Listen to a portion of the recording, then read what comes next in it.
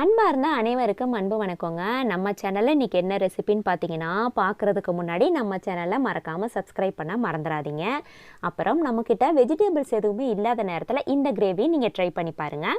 Mixie ஜாரில் நமக்கு தேவையான அளவுக்கு புதினா எடுத்துக்கலாங்க. அது கூடவே இஞ்சி, பூண்டு, சோம்பு இது எல்லாமே சேர்த்துட்டு கொஞ்சமாக தண்ணி சேர்த்துட்டு இதை நல்லா ஃபைன் பேஸ்ட்டாக இதை அரைச்சி எடுத்துகிட்டு வந்துடலாங்க.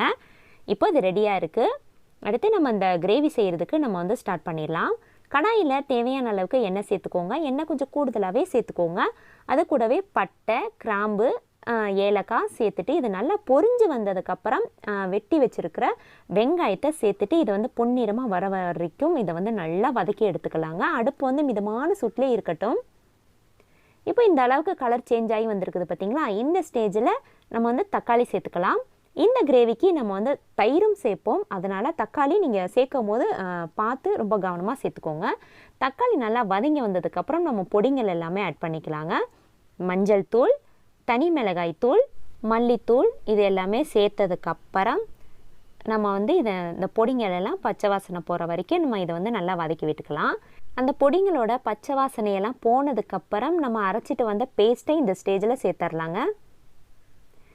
இதை சேர்த்து விட்டுட்டு மறுபடியும் கைவிடாமல் அடுப்பை மிதமான சூட்டிலே இந்த ஸ்டேஜிலலாம் அடுப்பை மிதமான சூட்டிலே வச்சுட்டு கைவிடாமல் நல்லா கலந்து விட்டுறணுங்க. அந்த புதினாவோட அந்த பச்சை வாசனையெல்லாம் போனதுக்கப்புறம் இந்த கிரேவிக்கு தேவையான தண்ணீர் சேர்த்துக்கலாம்.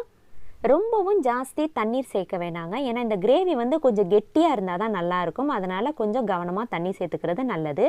அடுத்து இந்த கிரேவிக்கு தேவையான உப்பு சேர்த்து விட்டுட்டு இதை நல்லா கலந்து விட்டுருங்க.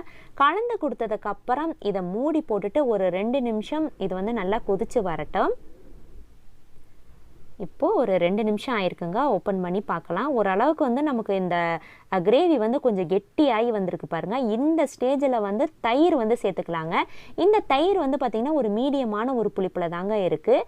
அதை சேர்த்துட்டு நல்லா கலந்து விட்டுட்டு மறுபடியும் ஒரு 2 நிமிஷம் இதை மூடி போட்டு குக் பண்ணி எடுத்துக்கலாங்க. இப்போது 2 நிமிஷம் கழித்து பார்த்திங்கன்னா ரொம்பவே சூப்பரான புதினா கிரேவி நமக்கு ரெடி ஆகிடுச்சுங்க. இது பார்த்திங்கன்னா நமக்கு ஒரு பக்கம் அந்த பிரியாணி டேஸ்ட் கொடுக்குங்க. ஒயிட் சாப்பாட்டில் நம்ம சேர்த்து சாப்பிடும் போது ரொம்பவே டேஸ்ட்டாக இருக்கும். ஒன்ஸ் நீங்கள் இதை ட்ரை பண்ணி பாருங்கள். ரொம்பவே டேஸ்ட்டாக இருக்குங்க. இந்த வீடியோ உங்களுக்கு பிடிச்சிருந்ததுன்னா சப்ஸ்கிரைப் பண்ண மறந்துடாதீங்க. நம்ம அடுத்த வீடியோவில் சந்திக்கலாம்.